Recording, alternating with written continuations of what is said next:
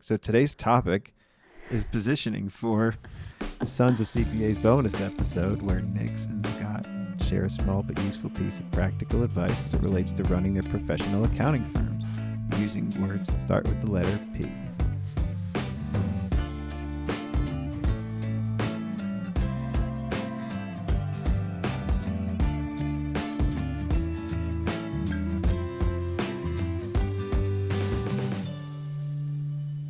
So, right there, positioning. Like, do I have to read this each time like to position the episode? And I feel like I've locked myself into reading this in the beginning of it, but it also frames the conversation. Right now, it's like it's a Pavlovian effect for our minds, almost for us recording, I think. Well, when I listen to podcasts, yeah, it is. You want the consistency of either the same music or the same intro, because, like you said, it is. It's like a Triggered. Pavlov effect. So that, and then your mind starts to salivate in the topic of positioning. And so positioning of a accounting firm, as you would say. I've been fucking around too much. We got to get some education in here. We Today's have gonna to be we have to have something that could actually go on earmark. earmark. Yeah, we've been stalling the earmark. Sorry to our listeners, our loyal listeners that want to get CPA for Nick's tips. It's coming, but yeah, this is the hard work of putting together the questions. I don't know how this turned into that, but I think shout out to earmark. I started my new job. Did you? With the earmark, yeah. I have my email. I have an earmark email. So what's your official title? I don't know. Scott. Or so I don't have a signature on my email. Are you doing sales? Sales. No, So are I'm you selling kind to rev ops, sales, whatever you want to call that. I call myself in my head Chief Revenue Officer. Blake doesn't like the Chiefs because he calls himself president like I do at my firm. He got president on there. It took me a while to feel confident putting CEO there. For a while I had president. I don't know why. I love to talk about CEO, but I don't have CEO on there. You put it on there now? Do you have other chiefs? Right now, no. I mean, I would say I use it interchangeably. Like I call Ashley COO and I'll refer to myself as CEO or founder or president. Founder. I love change it founder. every That's what I time. put on there for Sons of CPAs. I put myself as founder just because I like the sound of that. You know, I think Yeah. you are the founder of Momentum. That's a good Yeah. title. The You know, founder. like then In the you're not beginning, blocked CEO in. felt silly because I was like, I had no idea what I was doing. You know, I had like a couple clients, and then like now I feel Well, like a little bit more confident using that title. like, yeah, no, I get it. Like with EOS, we use the term visionary a lot. So anybody that does EOS, they know that. Right. And that looks just fucking weird. If I put visionary, like, you know, I see people that do that, but then they say chief visionary or like visionary and then something cute after that. But if you just put visionary, doesn't that sound like you think you're a little, I don't know. I don't know the word for that, but I don't got the balls to do that yet. We sometimes have For sure. internal and external titles, you know, because sometimes the clients, if you try to get too cutesy, the title or the external world is going to have no idea what that means. But internal, you can call So yourself I'm whatever going to you get want. introspective and say that you want to marry both worlds, right? Don't you want to be the same person to everybody? Yes and no, but I do. That's what I aspire to do, and it's hard. You know, you got to be a different person to everybody. I think. Now we're getting really deep. Like I just, you know, when I think about that, it's like I want to be the same person to my employees, to my family, to my friends, to my clients, to my parents. So yeah, no, I feel like, especially on LinkedIn, I've embraced just being myself. And initially, I wanted to have this super professional personality. But then we start getting clients when we do Zoom meetings, right? Sometimes Ashley and I will be like in a hoodie or something, but we're talking to somebody that works at a creative agency and they're wearing the same thing. And so I think it actually makes us more relatable and yeah. friendly. Like, but then you feel like they're all your friends. And this plays right into positioning, as you would say. I love the timing of this because you've got this shit down as far as how you want to present yourself as the founder or visionary or CEO of Momentum. Yeah, so you're referring to positioning yourself as an individual, right? So we just went through this exercise. But we actually went through the process of working with a branding company. So I learned what a positioning statement was, and we went through the process of finding our unique positioning. There's like a whole framework to it, which is interesting. Mm-hmm. So tell us the why of doing these as you go through them, because that's what I want to know. I mean, I like this is a perfect example of how somebody can take a business that is showing success and they know they're invested in it, and now they want to take it to the next level, right? I think that's kind of why you're doing this, right? Yeah, well, I think in the beginning, we all take on any clients that will pay us. And then over time, we start to figure out what we're really good at and what makes us unique and different and the types of problems that we're really good at solving. And so part of this was really identifying who we wanted to work with, and then also what makes us different, how we help those clients, what are the pain points that we're solving, and what is the emotional payoff for them. So then we as a team can get aligned on that. And then also from a website and marketing standpoint, when someone comes to our website, they understand who we are, who we help, and if it's a client that is a good fit for us, they resonate with our brand right away. So the first part of a positioning statement is to identify who you help, right? So that's pretty straightforward. So for us, we work with either directly with the business owner, we work with the CEO, or work with the COO.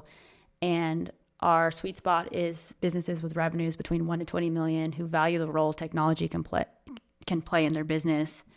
And we work with marketing agencies, technology companies, and other professional service firms. So that's the number one, is who do you help? Yeah. So you know your who and why, like, and why did you decide these companies? Good question. So it was just over time. Those are either it was a personality thing, marketing agencies. Like we mesh well with them from a business model standpoint, super similar to our business model, and then also They're a lot like us, professional services. Professional services, yes, recurring problems revenue. as us, so you understand them better, and then they're profitable. Exactly. And when we talk to them, a lot of them are going through the same issues that we are as a business. They're similar size, but they grow much faster than we do. But they've been doing the value pricing thing, and it's funny because there's also arguments on both sides, like in accounting where people talk about value pricing or people talk about tracking your hours. There's also the same opinions on both of those sides in That's agencies. interesting, though. Their too, margins right? are way crazier than ours. You think about value pricing, right? How much easier is it to sell the value of helping a company make way more money versus, hey, we're going to help you do your accounting. Like, it's much more exciting. So that's why finance is more exciting too. When you're talking about FP&A and finance and things like that, that's why it's exciting for accountants to look at that, because that's a potential to sell a future, to sell a want and a need and a desire to grow and watch your business forecast for the next year. You know, all of that is selling a like that's the epitome of sales. That's what I love, selling like the futures. Like I'm doing ad sales, and that's so much funner than selling stuff to. Well, that's the future. So I'm skipping to so I'm going to sandwich. I'll tell you the middle after this, but that's the last part of the positioning statement is what is the emotional payoff to the customer. So for us, it's our clients feel fully supported and well informed in making decisions to grow their business. So that's the vision that you're trying to sell when you're selling to clients, right? And then everything in between is the how and the what. Oh, wow. It's all coming together now. It's all kind of blended. So you already just talked about the emotional payoff. I talked about who we help and the emotional payout. So that's the beginning is who we help. The end is what's the emotional payout. And then in between is what is your competitive frame of reference? So what is it that makes, how would you describe yourself? What is your firm? For us, we're the boutique technology and relationship-driven accounting partner. So for us, we pulled out from this exercise that technology obviously is important for us, and then relationship-driven accounting partner. Partner was a very important word for us because we feel like we're part of our clients' businesses. That's why we did 2 parts on partner. Yes, we did. Yeah. And then... Do your clients call you their partner? I don't know what they call us. That's a good question. I could go back to our... You did talk to them and survey them, right? We did, yes. And so I think one of the questions they did ask is what would you call momentum accounting? So I'd have You to go know, back and pull what people said. one interesting thing you said that the feedback you got was they wanted to talk more to you, and you were surprised by that. Have you reconciled that in your head now? Have you changed your ways a little bit?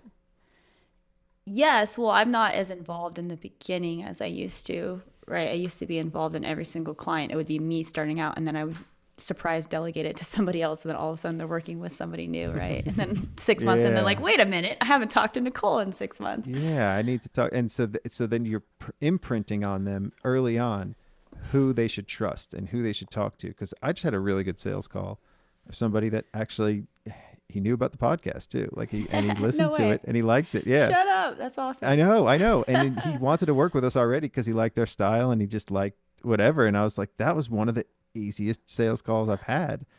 I don't know how to describe that, but it's kind of like it felt a lot more normal, kind of like to what you were saying earlier, right? Like you could have a regular conversation and not have to feel guarded or feel like you're being a different person. You're positioning yourself differently for this audience and this audience. That's exhausting, right? Like to have to switch up who you are and your persona.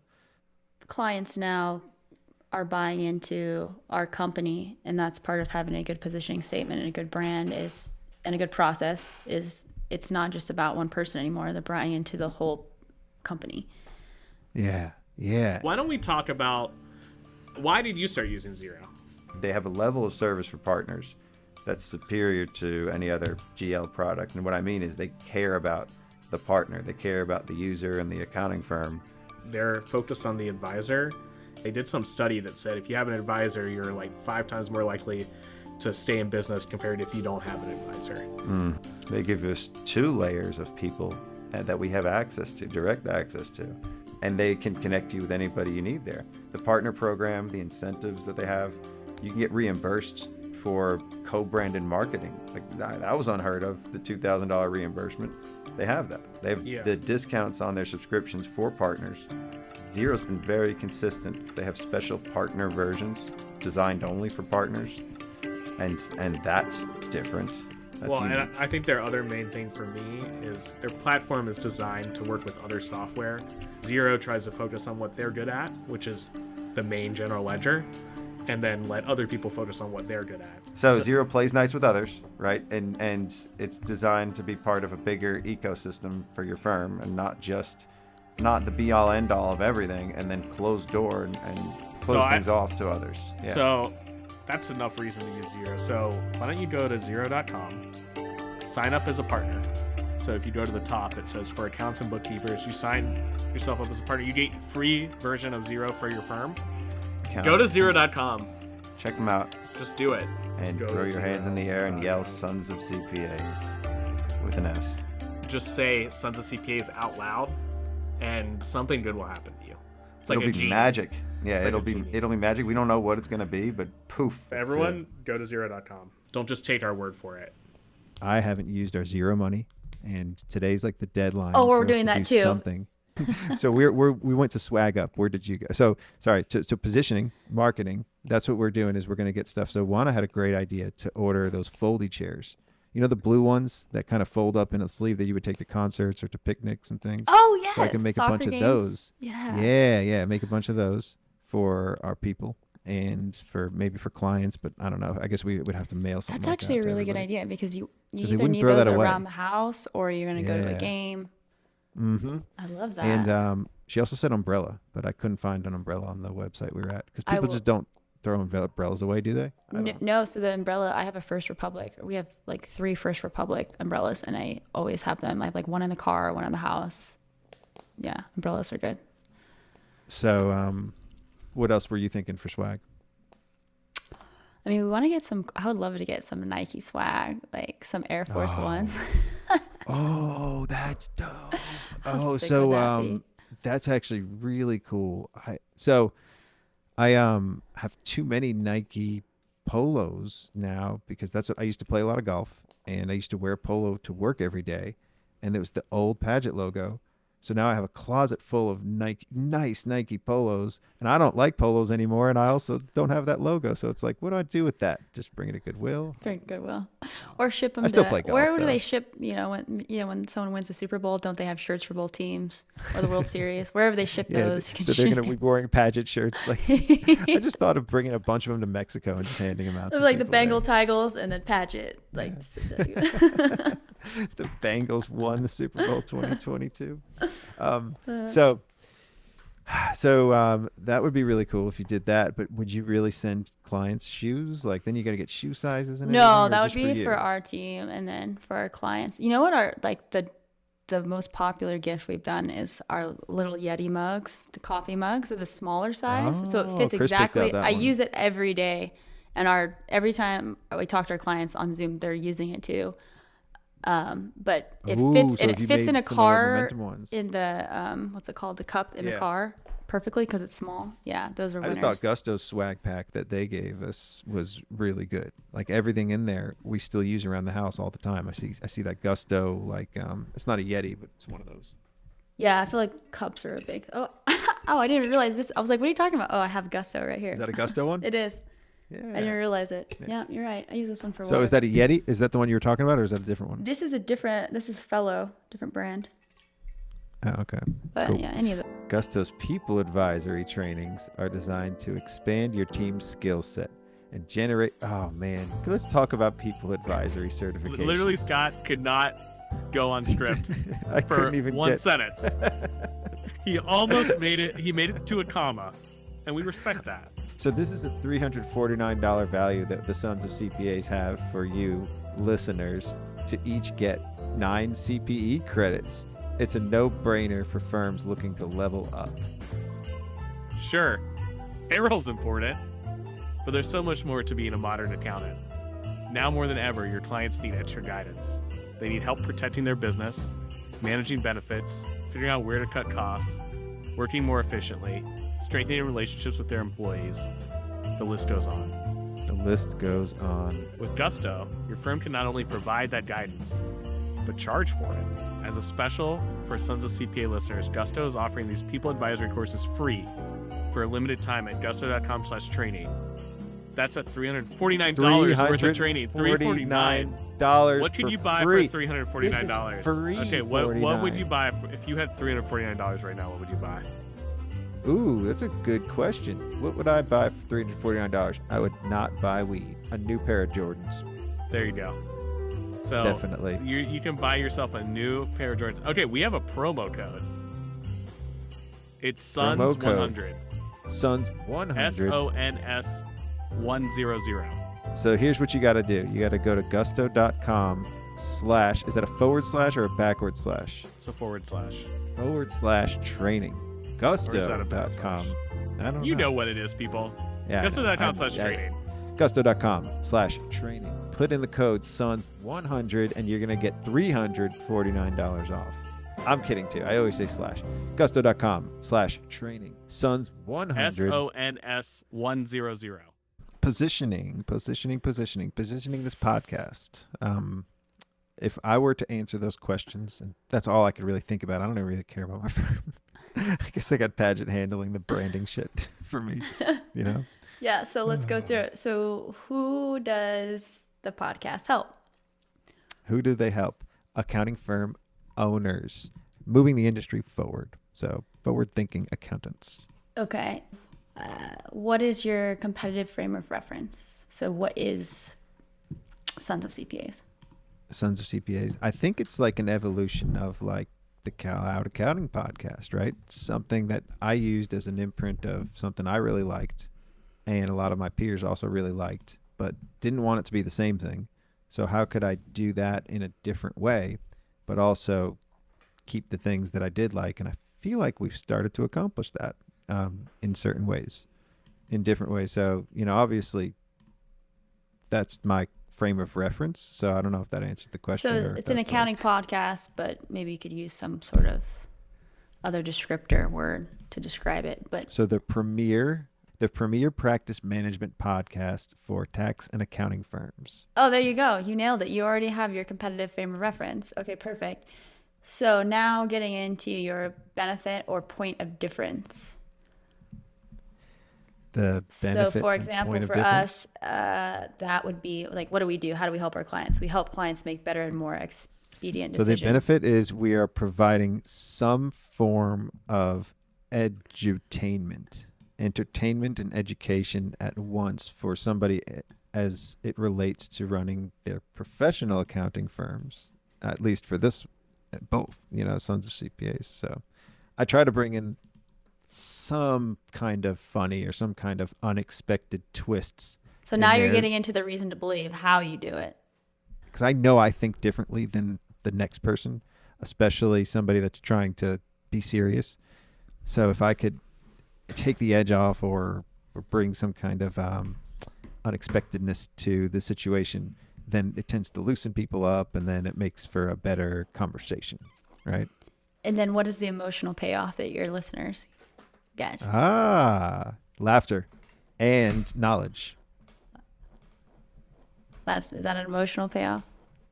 How do they feel? How do your listeners feel? How do you feel when you're listening to this podcast? Your listener. I feel happy. I can tell you how I feel. I feel excited. I laugh a lot. I laugh at the same spots that I laugh in person. Me too. It's different for different podcasts, right? So it's kind of framing your frame of reference, and I think I enjoy podcasts where people get along better, and I feel like that's what we get in ours. I don't get along with Ackerman, and I don't know if that turns people off or if it makes them laugh, but sometimes I do get along with them. So then sometimes that's like a payoff, right? Like I don't know what to expect when I get on. I just got on a call with him just now. We just did an ad read, and it was like halfway through it, I was just like, oh God, he's annoying. He's not even funny, and he's trying to be funny. But if I'm in a better mood, I don't think about those things, and then it goes better, right? Like I don't know. So does he listen to these podcasts when you say these things about him? Does he ever? Oh yeah. Call you out? I just talked to Yeah. him yesterday on the phone, actually. Oh yeah. What did you guys chat about? Oh, I called him about that internship program he has where he does a scholarship. I wanted to see how he structured it. I bet he was happy to talk about that. Yeah, I know. I thought it was cool. I was like, I want to do that. Yeah.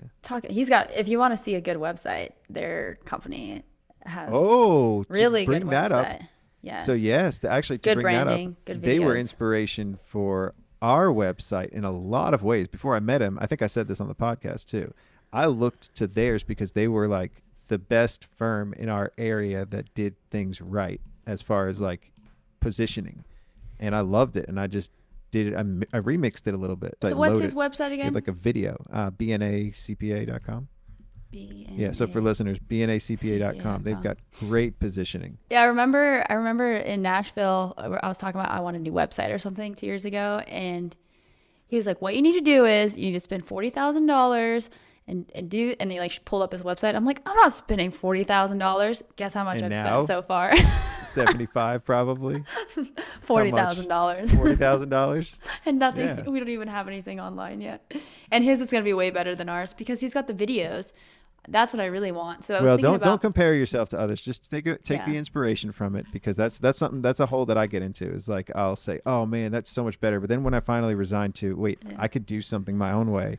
And that's kind of how I felt about the website, right? Like it was like, well, we just make our own, and people like our site still, even though I think it's pretty basic. I don't like our site, but our team page is timeless. I think I love our team page. And their team page is good too. I actually got some inspiration from them to do our team page. So if you look at pagetnc.com/team, I'm pretty proud of our team page. I like it.